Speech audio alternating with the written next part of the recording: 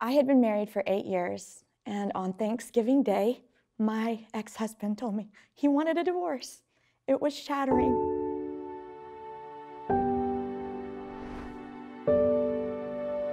It wasn't expected. No warning signs. It kind of put a damper on the season. So I continued to function, but I had my sisters from church who came and checked on me regularly and made sure that I wasn't alone.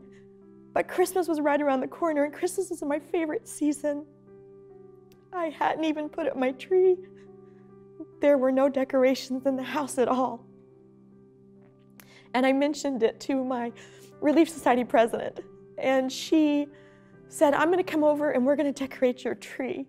And so she came over with my 2 ministering sisters and another friend, and the 5 of us played Christmas carols and put my tree up about 10 days before Christmas so that I had a tree my first Christmas without my now ex-husband.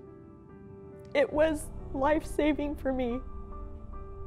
I've been blessed with lovely visiting teachers my whole life, but this last set of ministering sisters, well, the set that I had during this time of my life, had already been coming to me for a while, and they were my friends, and I loved them. And so when things went terribly wrong all of a sudden, and I was all by myself in Oklahoma with no family, they all stepped in, and I didn't just have 1 or 2 ministering sisters.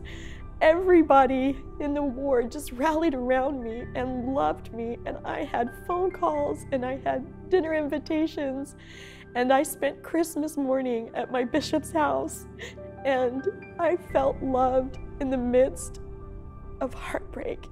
And so my ministering sisters were my whole ward family, and it was an incredible blessing.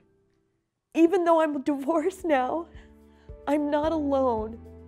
This ministering experience showed me just how loved I am by people who had only known me for 2 years, and they welcomed me into their families and into their hearts and into their homes, and it made me a better person. And now I try to replicate that and serve others the same way I was served, because it really blessed my life.